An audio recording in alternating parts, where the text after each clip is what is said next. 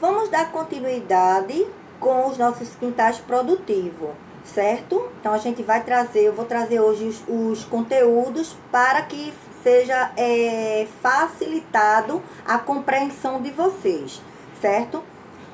Um tema que eu achei de muita relevância para trazer de início é a questão da sustentabilidade, porque não tem como falar de meio ambiente equilibrado, não tem como falar de alimentação saudável, não tem como falar de qualidade de vida sem se entender o conceito de sustentabilidade, certo? Então, o que seria esse desenvolvimento sustentável, né? Então, o que é?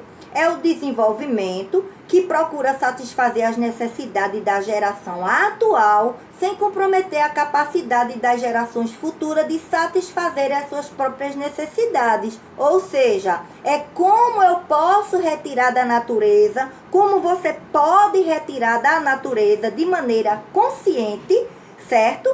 É para que esses mesmos recursos não falte aos nossos filhos, aos nossos netos, aos nossos bisnetos, certo?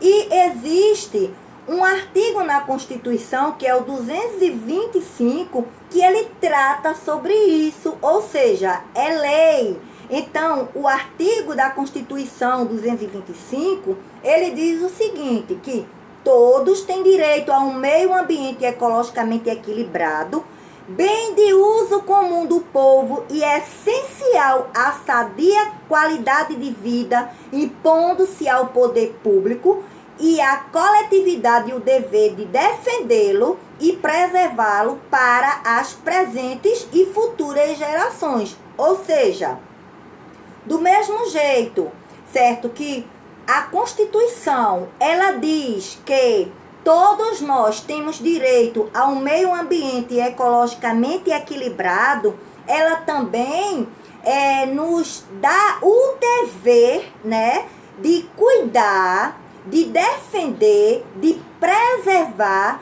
esse meio ambiente, certo? Para que, assim, preservado, possa ser garantido às nossas futuras gerações, tá certo, pessoal? Então, a gente vai voltar um pouquinho no tempo para entender as mudanças que ocorreram na produção dos alimentos e que impactos trouxeram sobre nossas vidas. Pessoal, o meu objetivo, certo, com essa linha, desde os nossos ancestrais até o tempo de hoje, com essa linha evolutiva que eu vou tentar passar para vocês, é tentar perceber onde foi nesse momento que a natureza ou que o meio ambiente começou a ser mais impactado, certo? Então, vamos voltar um pouquinho, como eu falei para vocês, né? Lá no passado, para saber como era que os nossos ancestrais se alimentavam, como era a forma de vida deles, certo? Então, a nossa espécie, ou seja, os nossos ancestrais, eles surgiram há milhares e milhares de anos, né? Então, para se alimentar, eles se alimentavam da coleta de fruta, de nozes, de raiz, de folhas, flores, semente, além da caça e da pesca. Então, os nossos ancestrais, eles não eram fixos em um lugar. Eles se deslocavam até mesmo porque naquele devido lugar, muitas vezes acabava faltando os alimentos e eles teriam que continuar se alimentando, então eles teriam que se deslocar daquele local para outro para buscar novamente a alimentação, certo? E como era que ele fazia para se defender dos animais selvagens?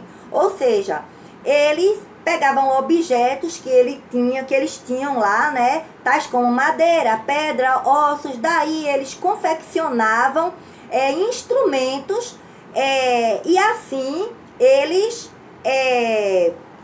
se defendiam dos animais selvagens.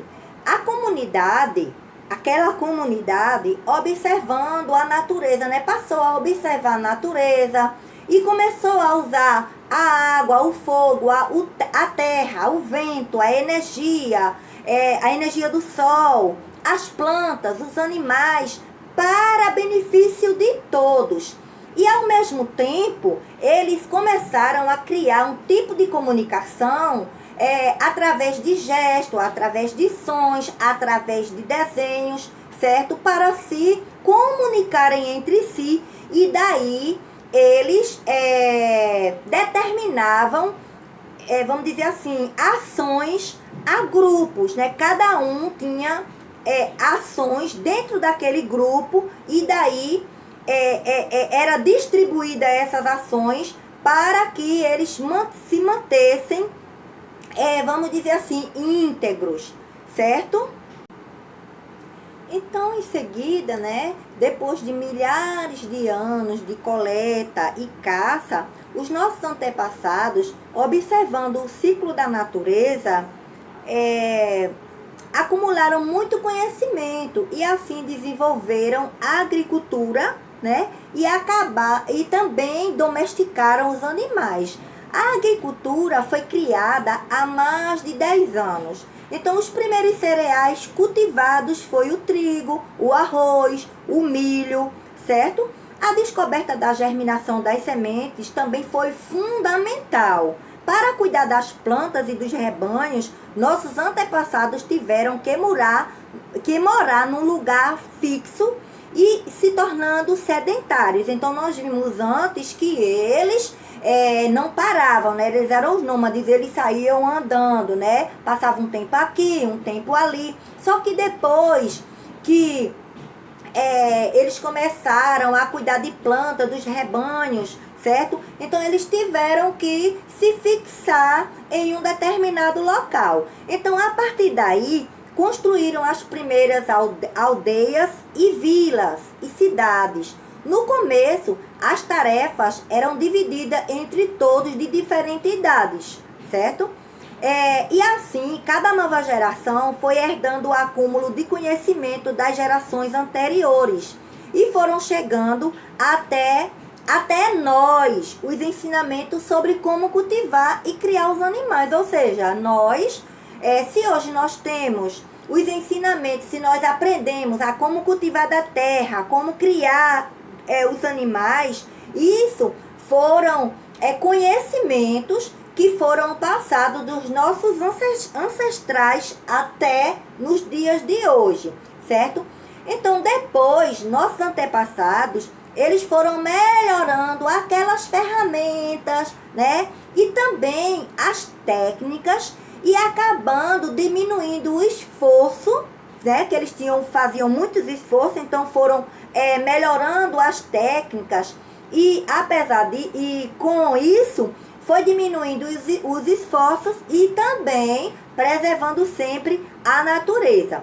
Então, a humanidade passou a fazer ferramentas cada vez melhores.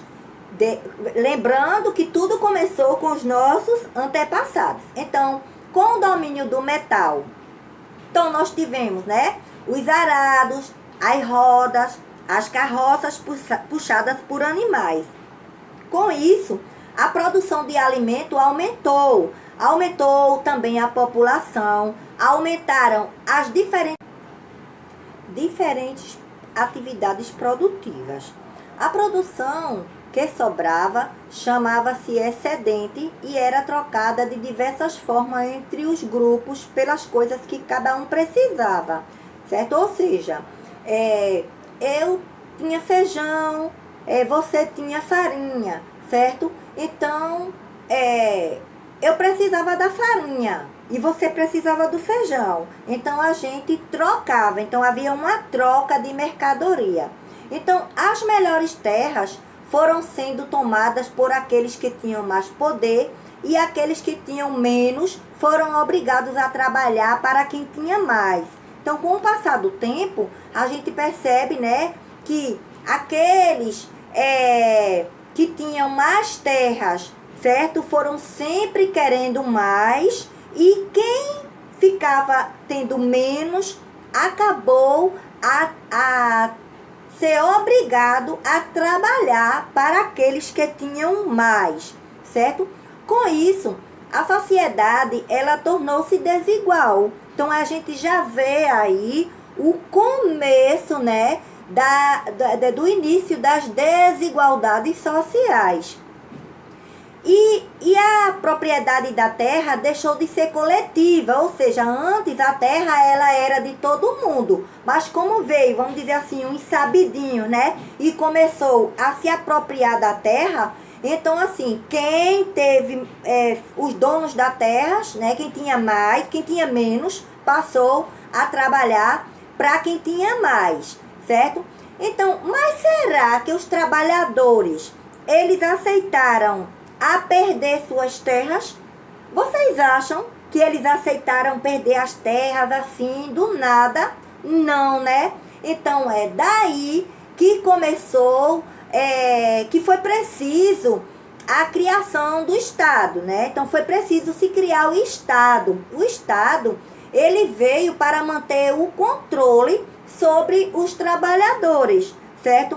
Então, de um lado, nós tínhamos os donos das terras e das mercadorias, e do outro, a gente tinha quem precisava trabalhar para sobreviver, entregando quase tudo que produzia, certo? Infelizmente, né? Então, essa história foi marcada por muito conflito, muitas guerras. Então, esses vencedores, eles impunham a escravidão, certo? E esse período, ele foi conhecido como escravismo. Então, um exemplo do escravismo que eu posso trazer para vocês de maneira bem simples, certo? O exemplo é o Egito Antigo, né? Que através do Estado, que era comandado pelo faraó, ele impunha a escravidão àqueles que eram vencidos na guerra, né? E aqueles que eram vencidos na guerra, eles eram tidos como escravos, né? E levando em consideração o exemplo do Egito, eles foram obrigados a construir obras como aquelas irrigação de imensas áreas que servia para aumentar a produção agrícola e também pecuária, e também construíram as pirâmides que são conhecidas até hoje, né? Então foram os escravos, certo? Que produziram as pirâmides. Aí então agora a gente chega, pessoal, à Idade Média, né? Eu disse para vocês que a gente ia fazer só uma linha para a gente ir entendendo, né? Então, a Idade Média, o que foi que marcou nesse tempo, né? Nesta época, digamos assim. Então, né, na Europa, a maioria das terras eram organizadas em aldeias chamados feudos. Então, já entra agora os senhores feudais, né? Então, os proprietários rurais eram denominados de senhores feudais, enquanto que os trabalhadores camponeses, eles eram denominados de servos. A economia feudal possuía como base a agricultura, que era a atividade responsável por gerar riqueza social naquele momento, certo? E as famílias camponesas produziam alimentos e cuidavam do rebanho para se sustentar e também sustentar os reis, rainhas e toda aquela monarquia. Então, as famílias de servos passavam por muita dificuldade, pois eles eram obrigados a cultivar a terra dos seus senhores e ainda dividir suas colheitas com eles. Por terem o conhecimento do solo, das sementes, dos animais e por saberem fabricar as suas próprias ferramentas, os servos camponeses puderam desenvolver ainda mais a agricultura, a pecuária. E com a invenção do moinho, do arado com rodas, do adubamento e do descanso da terra. Bom, ainda continuando a nossa história, certo? Aí a gente entra lá no século XVI, certo? Então, no século XVI, a humanidade ela passou a vivenciar o modo de produção capitalista. O capitalismo nasceu da crise do sistema feudal e cresceu com o desenvolvimento comercial. A Revolução Industrial representou um marco na história da humanidade, transformando as relações sociais. As consequências foram muitas e estão relacionadas a cada fase vivida. A Revolução Industrial, ela tem 3 fases, certo? Mas a gente não vai aqui falar sobre isso, porque aí já entra, mesmo sendo importante vocês depois pesquisarem, mas a gente vai falar só o que está relacionado com, para a gente poder entender o que foi essa mudança na forma de vida dos nossos ancestrais até os dias de hoje, certo? Então, durante a primeira Revolução Industrial, o modo capitalista de produção reorganizou-se. Então, agora nós vamos ver as principais consequências desse período, certo? Então, primeiro, foram o quê? A substituição do trabalho humano por máquinas, o que ampliou o êxodo rural e intensificou o crescimento urbano. Ou seja, o agricultor, ele estava lá, né, tomando conta da sua agricultura, dos seus plantios. Então, com a Revolução Industrial, houve a substituição do trabalho humano, certo, por máquinas. Eles trabalhavam, a forma de trabalho era mais manual. Então, com a Revolução Industrial, o trabalho manual foi substituído por a máquina. E isso implicou no êxodo rural e intensificou o crescimento urbano, certo? Então, assim, mas o que seria, professora, o êxodo rural? O êxodo rural é quando as pessoas saem da zona rural, certo? E vai procurar uma melhor qualidade de vida. Ele vai buscar isso nas grandes metrópoles, né? Na zona urbana. E isso também acaba desencadeando uma série de fatores no meio ambiente, certo? Que depois eu vou trazer para vocês mais detalhado. Outra consequência é o crescimento desenfreado das cidades, acarretando favelização, marginalização de pessoas, aumentando, criando o aumento da miséria, fome e violência, né? Então vamos voltar um pouquinho, desde que a gente falou lá do êxodo rural, certo? Então, os agricultores, eles moram lá na zona rural. Então, como a indústria começou a crescer, certo? Então, o que é que acontece, né, com a Revolução Industrial? Esses agricultores, eles buscando a qualidade de vida melhor, certo? Eles saem das suas cidades, saem da zona rural, vai para a zona urbana. Só que quando chega na zona urbana, ele não tem condições de se instalar nas cidades, digamos assim. Então, o que é que ocorre? Ele vai tentar morar, né? Tentar levantar um barraco, invadir às vezes, alguma área verde, ou muitas vezes são áreas que são doadas pela prefeitura, e ali ele levanta o barraquinho dele, né? Só que na zona periférica, geralmente, não há o saneamento básico. E também acaba gerando um inchaço, certo? Ou seja, com a vinda das pessoas da zona rural para a zona urbana, então começa a faltar emprego, não vai ter emprego para todo mundo. E o que é que acontece? Então, esse crescimento desenfreado acaba acarretando nas favelas, criando aquelas favelas que a gente chama de comunidade, vai crescendo o índice de marginalidade, certo? as pessoas não encontram trabalho e acabam ficando na miséria, passando fome, e com isso cresce o índice de violência.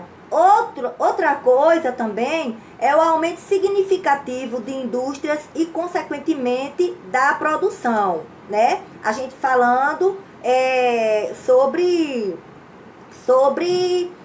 as consequências da Revolução Industrial, né? Então, organização também das sociedades em dois grupos, que é a burguesia versus o proletariado, certo? E o que é a burguesia? A burguesia são os possuidores da capital, os donos do comércio, das indústrias, os banqueiros, certo? Ou seja, no caso, a burguesia é quem tem o dinheiro na mão, né? Sim, quem tem o poder na mão, e o proletariado, no caso, são os trabalhadores. Agora, deixa eu só falar um pouquinho, lembrar uma coisinha aqui para vocês. Lembram-se que a gente falou que era para perceber no meio dessa viagem, digamos assim, né? Aonde foi que começou a haver os impactos ambientais. Então, assim, eu posso dizer para vocês que os impactos ambientais, o meio ambiente, ele começou a sofrer com o começo da Revolução Industrial. Por quê? Porque antes os trabalhadores, no caso os camponeses, eles trabalhavam, era manual, o seu trabalho ele era manual, certo? Então era artesanal. E daí os trabalhos manuais ou artesanais, eles foram substituídos pelas máquinas. Por quê? Se o tempo que eu demoro para produzir determinado objeto, digamos assim, em máquina, eu produzo naquele mesmo tempo 2, 3. Então, o trabalho manual não dava para atender, certo? A demanda. Então, o maquinário se viu para que fosse produzido em grande quantidade. E essas máquinas, certo? Com esse maquinário, né, com a Revolução Industrial, vem o quê? Vem muita coisa. E é onde começa os impactos ao meio ambiente. É uma empresa que tem uma indústria, certo? Que vai pegar os seus dejetos, certo? Não vai ter aquele cuidado, vai poluir os rios, vai poluir a atmosfera, certo? E muitos outros impactos, certo? Que eu gostaria que vocês depois pesquisassem sobre isso, certo? Então, a gente já começa a ver o primeiro indício de impactos, né? Que vai causar o desequilíbrio ao meio ambiente a partir do início da Revolução Industrial. Aí a gente pergunta assim, e com a industrialização capitalista, a agricultura mudou, o campo mudou e a cidade mudou? O que é que vocês acham? Vocês acham que houve uma mudança? Será que tudo permanece lá com os nossos ancestrais, certo? Então, atualmente, a maioria das pessoas no nosso planeta, elas vivem em cidades, certo? Umas cidades são mais populosas, outras são menos populosas, certo? Antes, como vimos, as pessoas viviam no campo, praticando principalmente a agricultura e a pecuária. Estão lembrados lá, quando eu falei dos nossos ancestrais? Então, muitos povos indígenas, por exemplo, eles cultivavam milho, abóbora, mandioca, feijão, sem deixar de preservar parte da floresta.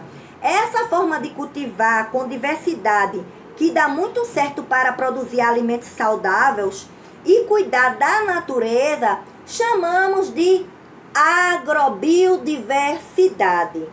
É assim que há muito tempo, milhares de famílias camponesas, quilombolas e povos indígenas têm produzido a alimentação para suas famílias, comunidades e cidades, conservando uma grande variedade de espécies animais e vegetais. Mas há outra forma de fazer agricultura e pecuária. Existe outra forma, certo? Sem ser a agrobiodiversidade. E qual seria ela? É a monocultura, que é praticada em grandes propriedades, certo? Então, nela se produz para vender para outras cidades distantes e países com o principal interesse de fazer negócio e acumular dinheiro. Ou seja, o interesse aí só é de acumular negócio, acumular dinheiro, fazer negócio, produzir muito para exportar. Então, no latifúndio, não há cuidados com a agrobiodiversidade, não há cuidado com a floresta, nem com os bichos. Também não há cuidado com as nascentes d'água e com os rios. Cultiva-se apenas um tipo de planta, por isso que o nome é monocultura. Monocultura. Cultiva-se apenas um tipo de planta ou também um tipo de animal em grandes fazendas. Pode ser, nessa plantação, pode ser uma plantação só de café, é um exemplo de só de milho, é o exemplo de monocultura, só de soja, só de algodão, só laranja, só eucalipto e só de gado. Ah, professora, mas qual é o problema de se criar apenas um tipo de vegetação, certo? Aí onde é que está o problema, certo? A monocultura, ela é prejudicial. Por quê? Porque ela vai, por exemplo, se você cultiva apenas milho, certo? Aquele milho, com o passar do tempo, vai esgotar aqueles nutrientes do solo, certo? Então, professora, qual seria o ideal? Além da monocultura, como a gente viu, a agrobiodiversidade, certo? Outra técnica que é muito importante é a rotação de cultura. Ou seja, uma hora eu planto feijão, outra hora eu planto laranja, outra hora eu planto café, certo? Ou eu posso fazer a variação. Por quê? Porque quando eu faço isso, eu evito de estar tirando do solo apenas um tipo de nutriente, tá certo? Então, com o passar do tempo, essa forma de produzir transformou a vida no campo. Muitos povos e sua agrobiodiversidade vão perdendo lugar para as grandes plantações de monocultura. Muitos foram levados a buscar trabalho nas cidades, mesmo que fosse trabalho bem diferente do que se faziam na terra. No Brasil, por exemplo, milhões de pessoas viveram o chamado êxodo rural, que eu expliquei lá atrás para vocês. Ou seja, a saída praticamente obrigada do campo para as cidades. Nas cidades, muitos desses agricultores foram trabalhar nas fábricas, como a gente discutiu lá atrás. Então, com isso, o campo foi esvaziando, a cidade foi aumentando e cada dia ganhando mais fábricas. As fábricas, por sua vez, produzindo variados tipos de produtos e em enorme quantidade. Precisam de muita energia para funcionar, haja combustível e energia para as suas máquinas. Precisam também de matéria-prima para fabricar os seus produtos. Matéria-prima, que é matéria-prima? É tudo aquilo que chega à indústria para ser transformado. Ou seja, lá na fábrica de sandália, para se fabricar aquela havaiana, eu preciso da borracha. A borracha, no caso, será a minha matéria-prima. Então, minha gente, com a necessidade de produzir em grande quantidade, como nós vimos que as fábricas começaram a crescer e houve a necessidade de fabricar mais e mais. Então, com essa necessidade, o campo passou a fornecer a maior parte das matérias-primas que as fábricas precisavam, mas agora com muito menos gente trabalhando, certo? Por quê? Porque as pessoas do campo, elas acabaram migrando para as cidades, para buscar trabalho lá nas fábricas. Então agora o campo vai fornecer a matéria-prima, só que com menor quantidade de gente trabalhando, certo? A produção de roupas pode servir para entender melhor esse funcionamento. Então vamos lá. Antes essas roupas eram feitas todas à mão ou em equipamentos e máquinas muito simples, desde o fio à tintura. Então, nas fábricas, elas passaram a ser produzidas por diversos tipos de máquinas de costura. A matéria-prima da roupa pode ser o algodão, que vem lá da planta, como vocês sabem, ou a lã, que é retirada da ovelha, entre outras. Agora, imagine quanto algodão e lã são necessários para produzir tantas calças, tantas camisetas, tantos casacos, meias para a população de cada país. Percebam que a monocultura foi ampliada, diminuindo assim a agrobiodiversidade.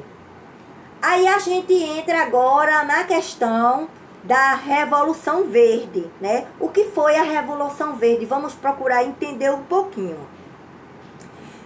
Outras mudanças apoiadas por políticas públicas e dinheiro dos estados aprofundaram o problema no campo.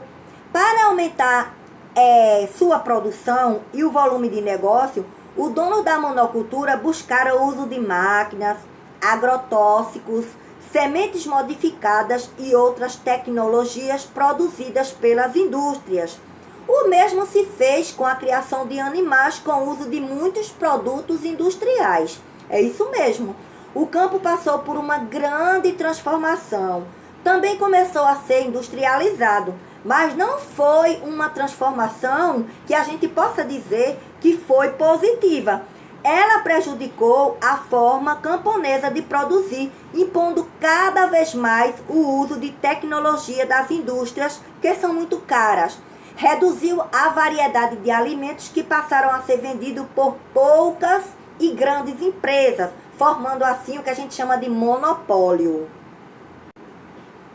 Então tudo isso fez com que houvesse a alteração no solo, a água, a diversidade do meio ambiente de cada região, o que também prejudicou muito a agricultura camponesa. Os camponeses e camponesas reagiram a essa destruição verde que interferiu na natureza, procurando preservar muito mais o solo, a água e a diversidade das espécies com a agricultura agroecológica camponesa. Os trabalhadores do campo observaram essa alteração na diversidade das espécies das plantas que levou a grandes desequilíbrios ambientais.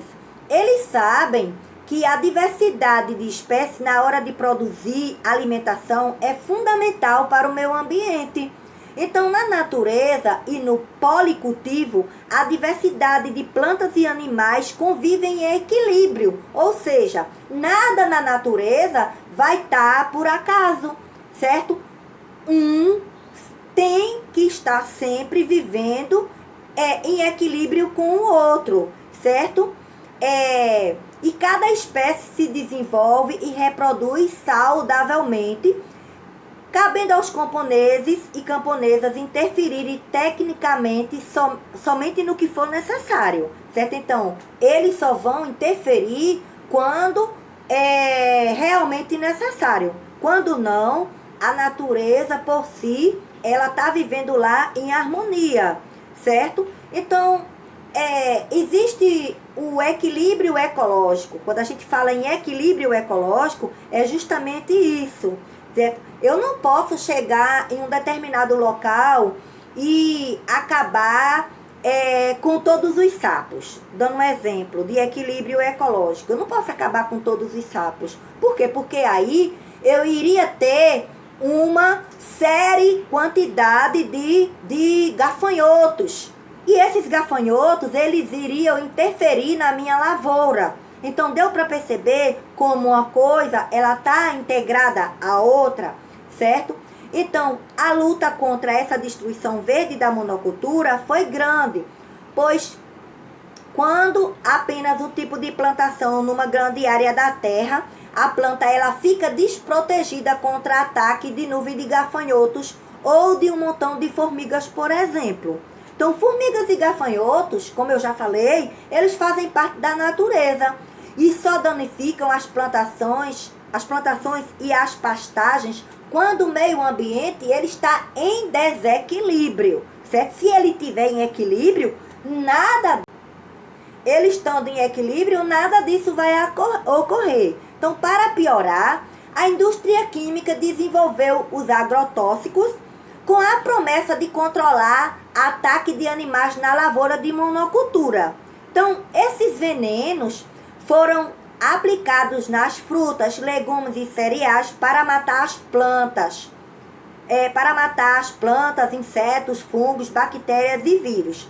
Salvaram os lucros das lavouras, mas perderam na qualidade de vida. Ou seja, eu coloco os agrotóxicos para eu matar os fungos, as bactérias, os vírus, os insetos, mas eu acabo também com isso perdendo a qualidade. Ou seja, a minha lavoura, ela não vai... a minha lavoura, eu não vou, vamos dizer assim, ter uma colheita de frutas ou legumes, do que é que seja natural, vai ter comprometida por causa dos danos dos agrotóxicos, certo? Os agrotóxicos, eles fazem mal à saúde, tanto que tem quem trabalha nas plantações e mora próximo, quanto de quem consome os alimentos. Além disso, esses agrotóxicos, eles acabam contaminando as aves, os mamíferos, os insetos, os micro-organismos, os peixes, as matas e águas existentes na região onde são usados. Ou seja, onde é usado os agrotóxicos, ele vai comprometer tudo, certo? Todo aquele habitat, toda a fauna, toda a flora vai acabar sendo comprometido. Então, sabemos que a natureza se modifica conforme suas necessidades de reagir às várias mudanças. Estudos mostram que os insetos, fungos, bactérias e vírus também se modificam e ficam mais resistentes a determinados agrotóxicos. Ou seja, eu coloco um determinado tipo de agrotóxicos aqui, mas esses insetos, esses fungos, com o passar do tempo, vamos dizer assim, vou dar um exemplo. Eu coloco o agrotóxico. Alguns insetos vão morrer, alguns vão ficar vivos. Aqueles que vão ficar vivos, eles vão ser resistentes e eles vão produzir a sua prole resistente àqueles agrotóxicos. Ou seja, com o passar do tempo, as indústrias químicas vai ter que desenvolver agrotóxicos muito mais fortes, porque já existem seres que estão... eles ficam resistentes, né? Então, essa mesma situação se dá na fabricação de medicamentos para os animais. São várias espécies de bactérias que têm desenvolvido resistências a antibióticos. O uso descontrolado de antibióticos na produção de animais podem prejudicar as pessoas que se alimentam dessa produção. Tá certo, pessoal? Então, eu espero que vocês tenham entendido, certo? Então, eu não vou passar as atividades aqui, eu vou passar a atividade escrita e vou pedir para vocês, até mesmo que eu vou dar uma analisada no vídeo e vou ver dentro do vídeo o que foi, o que eu posso cobrar para vocês, tá certo? Então, bons estudos, boa aprendizagem. Qualquer dúvida, já sabe, deixe-me saber, ok? Até a próxima aula.